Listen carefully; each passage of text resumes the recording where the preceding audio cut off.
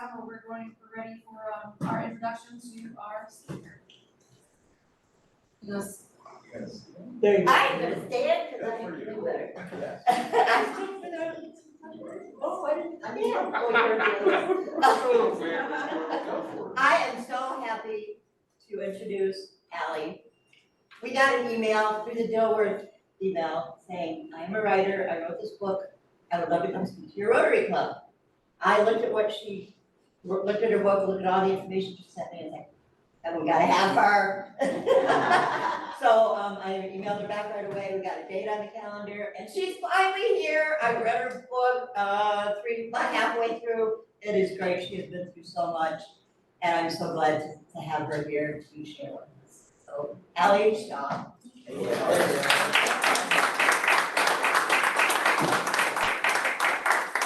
I have to tell you guys, your culture and lively banter is so charming and energizing. So you all have a great club, and it's my honor to kick off our little tour here today. So thank you for having me.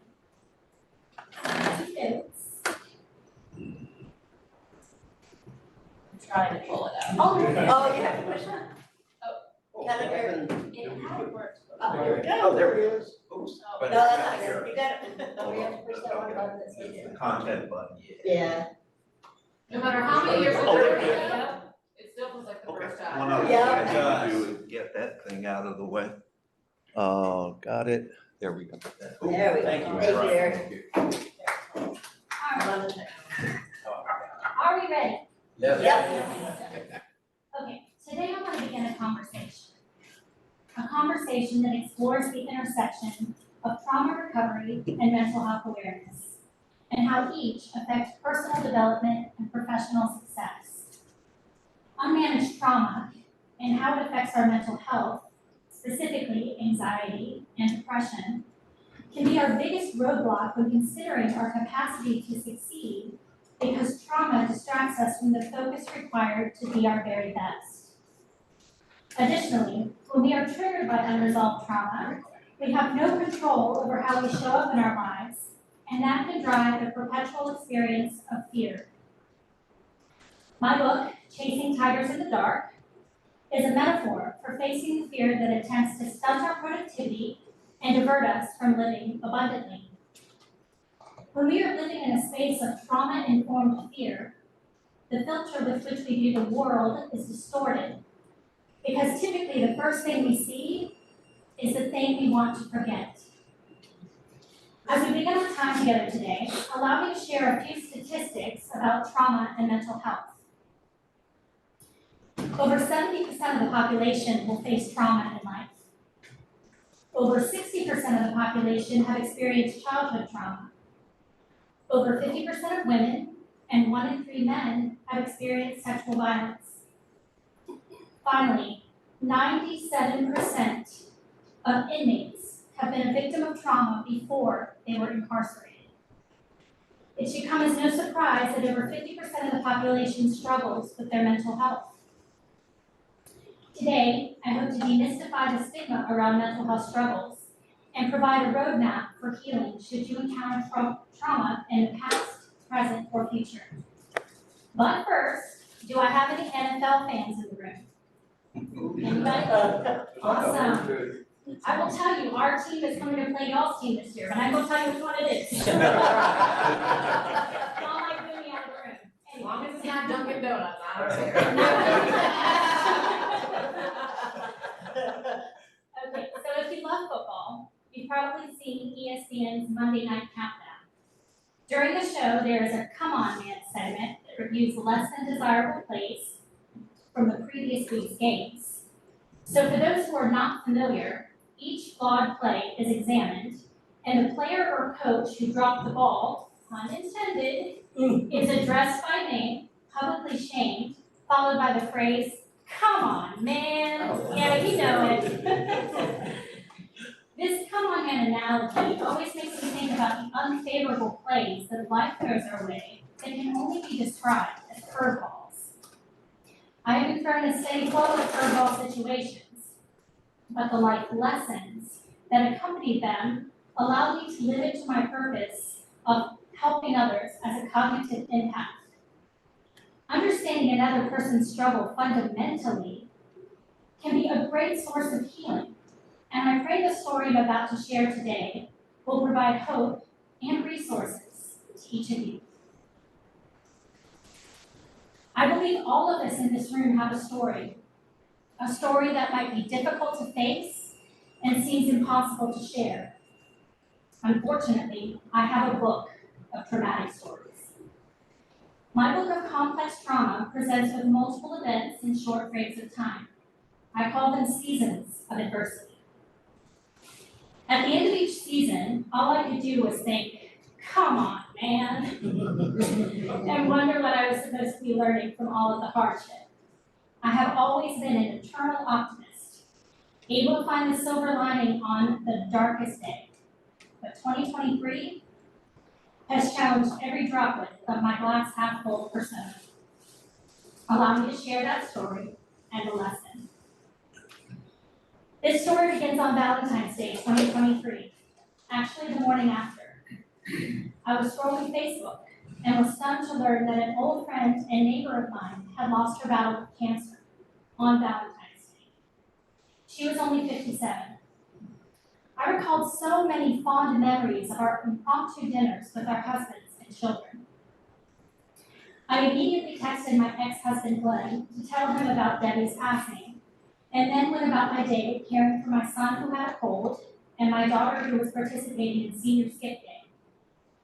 A couple of hours later, I received a call that changed our lives.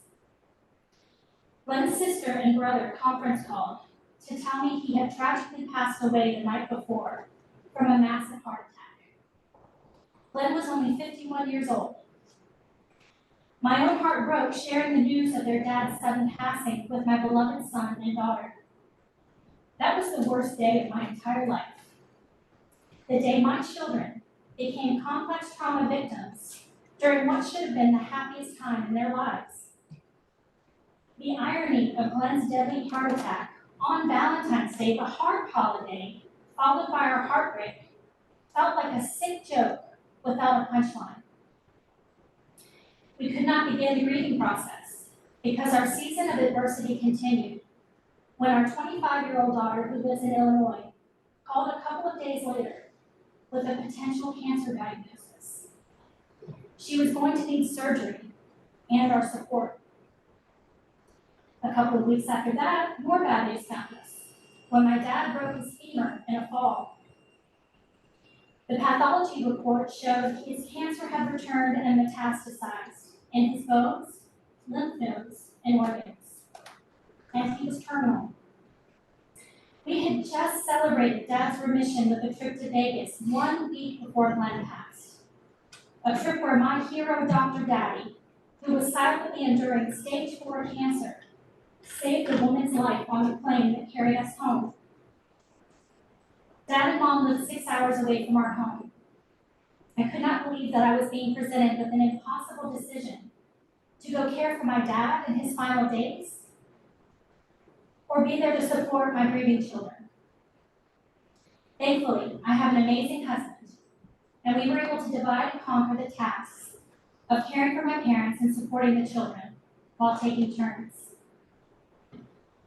Tragically, my dad lost his battle with cancer and passed away while I held his hand on April 29th.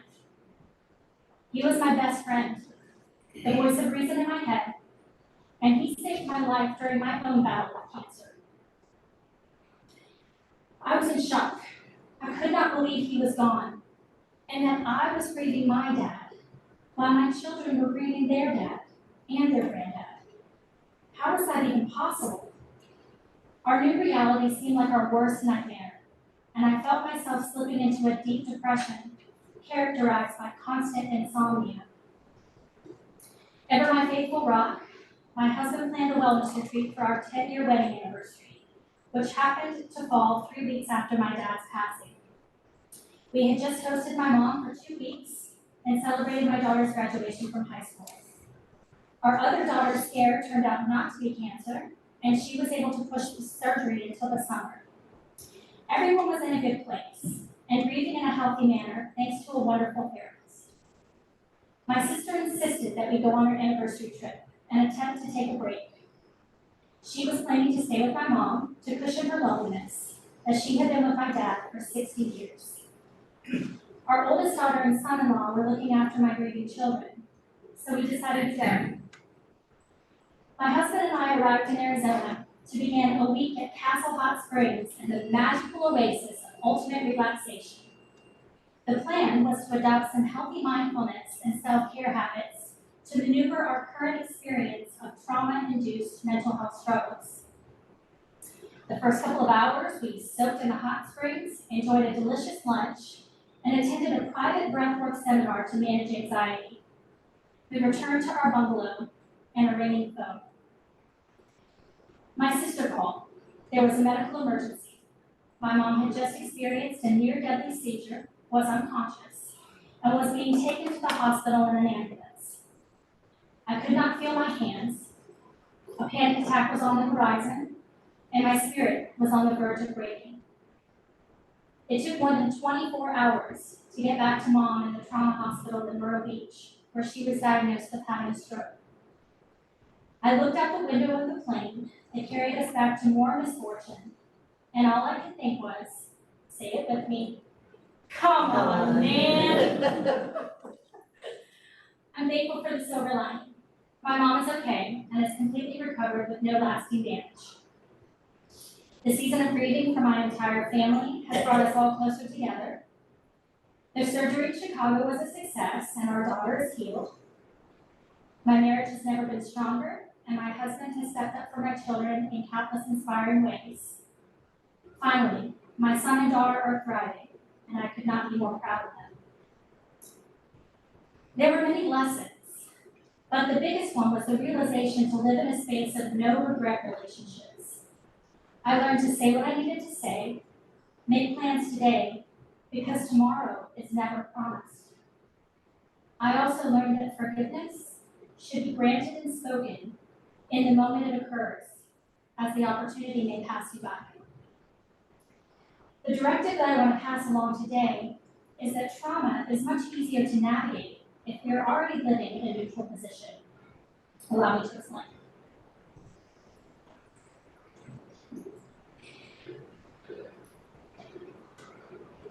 Oh, is it mad? It's going really well.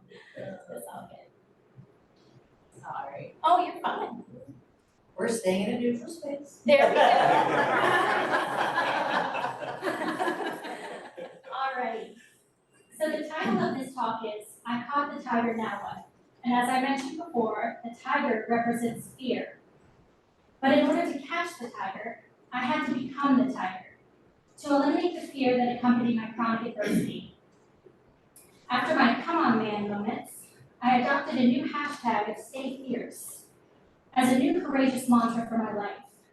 Stay Fierce represents equal parts bravery and passion. And that fresh perspective also influenced the creation of my TIGER acronym. The TIGER acronym includes 5 suggestions for living your best life before, after, or during trauma, with a goal to get you back to neutral before the next storm of life ensues. Okay, that's me as an opera singer. Wow. So the first letter T of the TIGER acronym is trust your intuition, as it relates to safety and decision making, but also what you are passionate about in life. Passion is what gets us out of bed in the morning, and it is the flame that fuels my persistent positivity. I have had many opportunities to trust my intuition after battling a very aggressive cancer, surviving 2 predatory attacks, and the complicated demise of my first marriage. But trusting your intuition begins at the foundation of who we are, not just when we experience trauma. The practice of listening to our inner monologue instead of making decisions blindly can create an infrastructure for success and perhaps even better protect us from future trauma. I did not listen to my inner voice when choosing my first career as an opera singer, for example. I told myself it was what I was supposed to do after earning 2 college degrees. It should have been so obvious how miserable I was As a classical singer, I had to be so disciplined with my lifestyle, restricting myself from dairy, caffeine, and alcohol. Can you imagine a life with no ice cream? Those are the three big ones right there. That's what I'm saying. In all seriousness, it was more than that. The pressure to be perfect, to maintain all 3 octaves of my vocal range, was stimulating my once dormant anxiety and fracturing my once thriving passion for music. I was convinced I needed to be an opera singer because that was my God-given gift. It was not until I moved back to my childhood home after divorce that I considered making a change. As you can imagine, moving to a small rural town with my 2 preschoolers in tow did not afford me opportunities to continue as an opera singer. I had to cast a wide net, and what I realized during the job search process is that many of us will have more than one career in life for a variety of reasons. My passion and purpose have always been firmly rooted in helping others. And I quickly figured out there are more impactful ways I can help people aside from singing. I found better ways to use the voice I was given by being an advocate for trauma recovery and mental health awareness. It began as a one-on-one passion project that has evolved into my preferred career as an author and motivational speaker. The discovery of that fundamental passion of helping others was confirmed when I took the 16 personality and Enneagram tests. Both of the websites are listed there.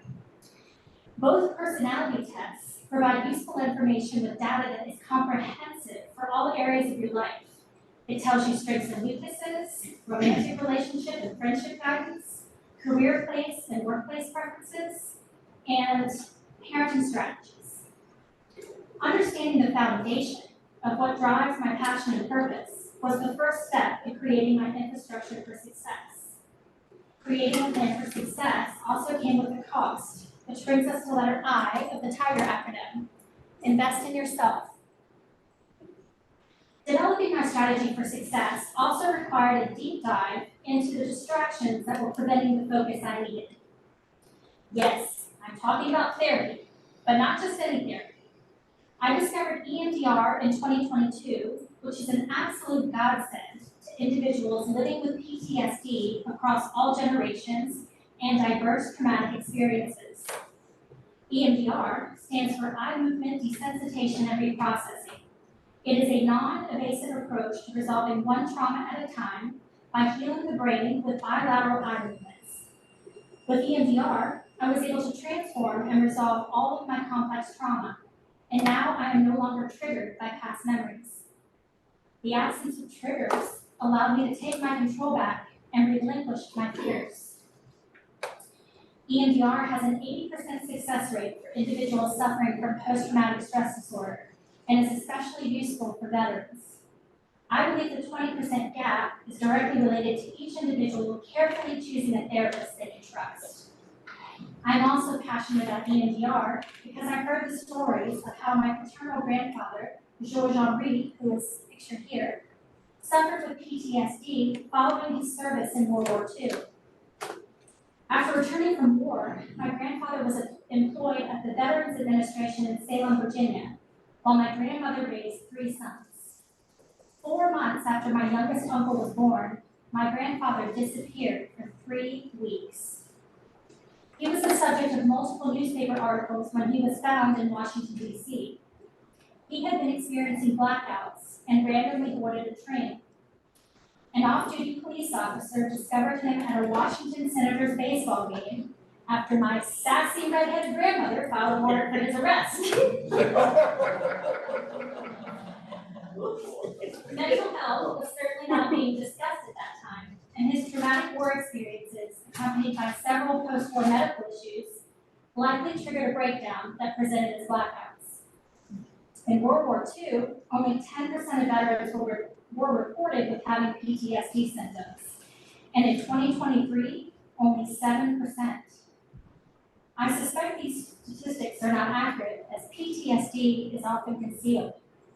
Upon further research, I discovered that 63% of veterans fear seeking help for PTSD stating the belief that it could affect their military and/or civilian careers.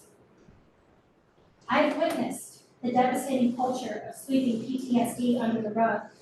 I have seen the catalyst of unmanaged trauma spark catastrophic health implications, broken marriages, suicidal thoughts, and criminal behavior across diversified life stories. What if making the decision to finally heal the trauma that threatens to sabotage us could actually be the strongest building block of our infrastructure for success? I believe our recipe for success also requires a careful evaluation of our own character, which brings us to letter G. Growing your character by adopting intentional core values. I respect and admire the Rotary core value of service over self. And I humbly believe that that decree must be led by authenticity. I think you will agree that there is a constant flow of local and/or global catastrophe knocking on our collective doors, much of which is fueled by hate. I was determined to spread love, not hate, so I adopted a kindness initiative called the Triple Filter. The goal of the Triple Filter is to stop the practice of gossiping by silently asking yourself 3 questions. Is it true? Is it kind? Is it necessary? If you cannot answer yes to all 3 questions, you would walk away, change the subject, or call the person out. Not only does the Triple Filter stop the practice of gossiping, it also taught me to be more gentle, empathetic, and unconditionally kind. If you take the time to listen to another person's story, instead of judging a first impression, you will likely find you have more in common than you originally thought. Empathy is the tie that connects us. It is also important to mention that if you're in the habit of gossiping, there's a good chance your professionalism and overall character will be unknowingly criticized, which obviously could affect your career. I believe that the neglect of developing intentional core values comes from a universal lack of self-care, which brings us to letter E. Exercise self-care. Here's a list of 5 self-care categories: mental, physical, emotional, spiritual, and social, with examples of how I connect to each category in my own commitment to self-care. I also have a detailed handout along with a bookmark for you to take home that includes all of the resources that I mentioned today. The final letter of the entire acronym is R and represents reinvent yourself often. I hinted at the importance of reinventing yourself today, and I truly appreciate the value of a fresh start and a new purpose. The pandemic allowed many of us, me included, to slow down and finally breathe into our fundamental passion and purpose while being quarantined in our homes. As the lockdown began, I was managing my children's online education and caring for my mother-in-law who was fighting breast cancer. I was not in our Domino's business very much. At first, I was discouraged because I loved being involved in the daily operations of our business. But then I realized the serendipitous opportunity I was being presented. The time at home allowed me to face my demons, heal my traumas, and write my book. And the honor of providing hope to other hurting souls with 11 life lessons in my book allowed me to begin a whole new career, and I have never been happier. Paying it forward is very much a part of my core value identity as a cognitive empath, and allows me to thrive with my stay fierce commitment to bravery and passion. Connecting to my passion each day is also the reason I'm able to start and end my day with gratitude, no matter what has happened in between. In closing, it only takes a moment to claim your title as a survivor and no longer settle for going through the motions in life as a victim of trauma. What are you going to do today to become a fierce tiger and move past the thing that is holding you back? Thank you for listening.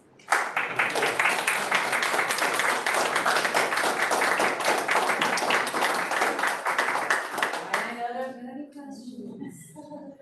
You don't have the first one, Kelly? I'm going restrained. Oh, For those who wanna buy it.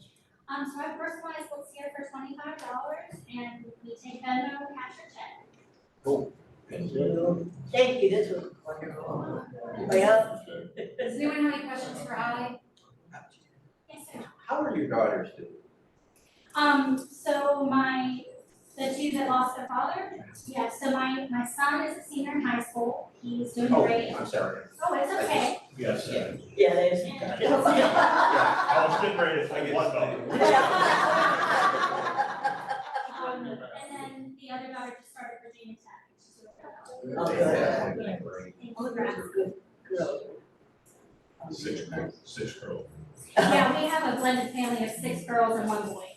Oh, and can you tell us a little bit about your business? Kevin was telling me a little bit about what's going on with the franchise at Virginia Tech, and just tell us a little bit. Yeah, absolutely.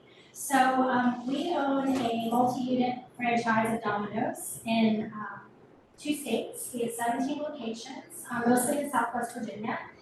And it's a wonderful brand. We have, Kevin and I are very passionate about giving back to our local community, our global community. So we have a Domino's partnership that we support that helps team members across the globe, people that have experienced hurricanes or had a loss or anything, car accident. And then we support St. Jude, and we do support a couple of college campuses, so Rotary University and Virginia Tech, and Bluefield College. And it's such a wonderful brand. I mean, Kevin could probably speak to his experience. He's been with the brand for 30 years, and I've been with it for 10. So they do a great job. And finally, this is my last question, I promise, but tell us a little bit about your father, who was a Rotary. Yes. So my dad retired, I guess he retired 10 years ago, but then they moved to the beach 4 years ago and he got involved in the South Brunswick County Rotary, which is near Sunset Beach. And there's someone from our district that's in that club. Is that That's Christmas? him, that's Ken Ken Dresser's Martin, club. okay. Ken Dresser. Yeah. And that's in the Myrtle Beach area? It's right over the border in North Carolina. Okay. It's Sunset Beach. And but your mother had to go all the way down to. So they lived in Ocean Isle Beach. where they lived in Ocean Okay, because I was like, Isle. why would you be close to Wilmington, why would you move? That's Yeah, but- Columbus, Notary County, don't ask questions. My children were born in that hospital, so yeah. In the Myrtle Beach Hospital, whatever it's called. I don't know, I had a lot of morphine, so. You've been told that's where they That's what I was told. It's been an honor. If you guys have any other questions, yes, ma'am. What's your Enneagram? Oh, I'm an Enneagram helper, which is 2. Two. 2, yep. I think Yep. that's good. You said that everything you like to do, it has to be centered in helping people. Well, it's interesting though, I was equal parts 2 and 9, which I guess, is that a thing? That's common. It's Yeah. You're 2 and 9 too? No, 2 week 9, I'm 2 week 3. Oh, That's what that, okay. like, that's how they call it. That's cool. It's definitely helpful. The personality test just gives you so much information. And it doesn't matter if you're retired or what. I mean, it can really help you to just understand yourself fundamentally and guide you toward, activities that, fill your life. We just found out too, that her and Deb both have cottages in, Sunset Beach, about 2 blocks apart. Right, we're gonna go get a drink at Labor Day, right? That is awesome. I have a question for you, so, trauma can come up in people's lives in a bunch of different ways, and what's traumatic to one person is not so traumatic to someone else, in terms of resilience situation, but what do you say to people, like, and I'm a huge believer in therapy, not forever, but like, set your goals, get out, do your time, get out. But what do you say to people who, because trauma can also chemically change your body, chemically change your brain, it can rewire pathways, like, and therapy doesn't always work, so, do you have any, Yeah, thoughts on? I'll tell you, therapy's great, but please take one of these with you. This is actually 6 different types of self-care. So, my husband and I, we commit to this every morning. We have a block of time where it's quiet, intentional meditative time. We read together, devotionals and just try to get centered in that way. But yeah, I mean, I've had to go on vacation at times, like when it's a very, like, what I just went through with like a bunch of things in 3 months. I couldn't just do it with therapy, I wasn't sleeping, you know, so you have to reach out to those resources and get yourself, you know, back in a normal place. And I don't think there's anything to be shameful about that, and you have to take care of yourself, so yes, absolutely. Shake hand. You know, this is, I think what your topic matter is so important for us, being Rotarians, and this year, our president has declared that he wants to see an emphasis put on mental health awareness. Deb, of course, is a mental health professional, and she's been stressing that. I don't want to speak for her because I can't. But she's been stressing that in her club visits, and it's important that we do that because you're right, we don't, it's hard to be of service to others if we're not taking care of ourselves. I absolutely Pretty agree. basic. You know, we gotta take care of ourselves first. I just wanna make a comment, because I believe one of the best ways to advocate for mental health is to discuss your own mental health with the people around you. To discuss and not hide things that you're struggling with, things that your family or your friends are struggling with, because the more we talk about it, the more it gets normalized, and the less stigma will be around it. So, and even to teach our children that same thing is to advocate for mental health and that this is just part of life. It's just part of life, and it's gonna come up in everybody's life in a different way. So, I'm a TMI person. I'm glad you brought that up, because I was telling Deb before I came up here, we didn't know about my grandmother's story until 3 months ago. And I'm 46. So, yeah. Yeah. And he was a protector, he wanted to take care of his family, and he didn't want the focus to be on him. But he couldn't take care of his family until he took care of himself. So, I'm sorry.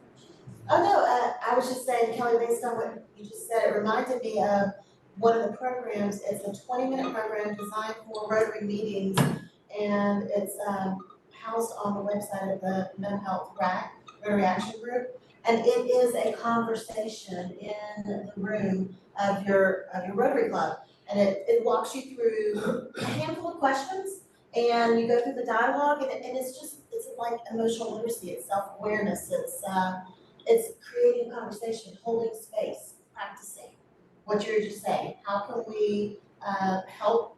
How can we make mental health be demystified? By talking about it. It's emotional literacy. And Deb, Jill Bastian shared that with Jimmy and I and said, hey, have you guys done this or gone through it? We kind of said, and I would love your view on this, but do you think that's something that needs to be led by a healthcare professional? It is designed for anyone to lead that, and it's very simple. Okay. It's basically just facilitating a conversation, and anyone can lead that. Kelly, I like you. We can also establish a buddy bench. Yes. I think it's, you know, a lot of times, I get a lot of joy out of coming and seeing everyone here and talking to folks that are like, I know that others in the room rely on this community, rely on the relationships in the room to, you know, support, to leave recharged, like someone's got your back. So, it's also important for us to make space for folks if they need us. So, I don't know if you guys have ever heard of a buddy bench, but a buddy bench is like one of those things in a playground where like a child doesn't have someone to play with, they just go themselves on a buddy bench. And then it's an awareness thing so that other kids can see that they're in need of a playmate. You know, it can be very simple, but They've got a few of those sprinkle throughs out there. Oh, they do? They do, yes ma'am, they do. I might go sleep on one.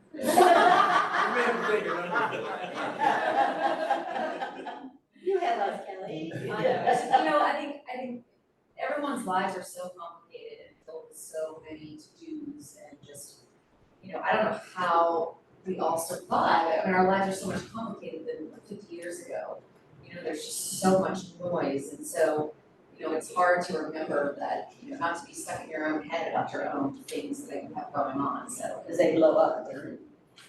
Yeah, it's good just to like take a pause and listen. 50 years ago, you had different priorities in your life every day. Like making your husband a martini when he comes home at night.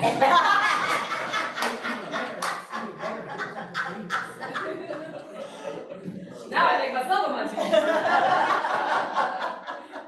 Kevin, being the support behind Ally, do you have anything you'd like to say?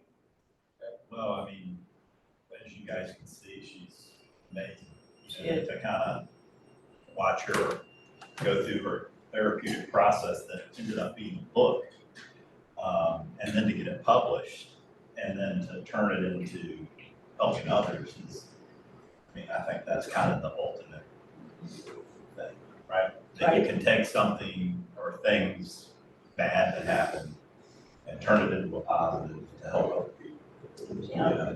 So That's right. it's been awesome, and I like to be the cheerleader and support system, you know, to help her on her book tours and things like that. But yeah, it's, from the first one that we had, when the book launched, the first book signing was in New York City. And A friendly place. yeah, we went into a bookstore there, you know, and it's just interesting, like each of her stops or talks or book signings, you meet, there's people that come forward after. And I think that's what makes it all worth it.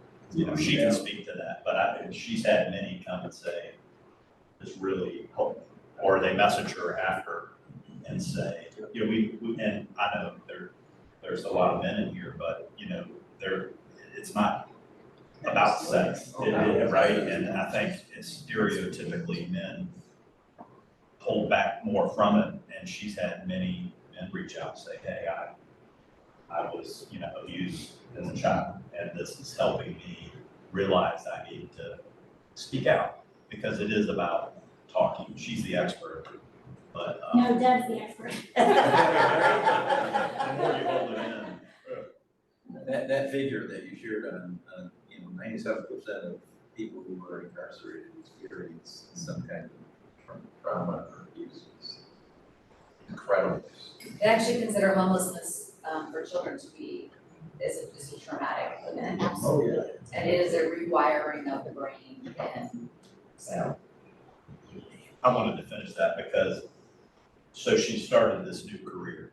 You know, she wrote a book and she's doing these speaking engagements and things. And basically, well, since COVID, has basically not been directly part of the Domino's business. You know, she moved on, some other people, you know, gave other people opportunities.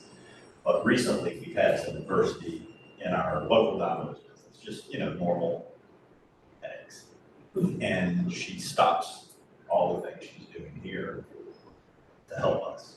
So, They're supporting each other. Awesome. Yeah. I'm just curious, like how the book, like maybe your husband spoke to a little bit, was it more of like you were just like writing on your own and then it morphed into a book, or I just was curious about how that kind of evolved?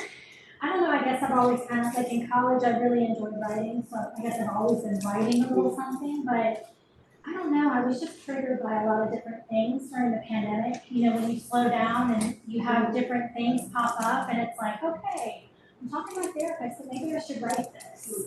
And then at the end of the book, because I'm, you know, a helper, I wanted to be able to have a directive that would, you know, impact people. So I did like a study guide at the end. So the goal was to kind of like get it into, into book clubs, and as Kelly said, just like talking about it more, like being more vulnerable, as Brene Brown tells us to be.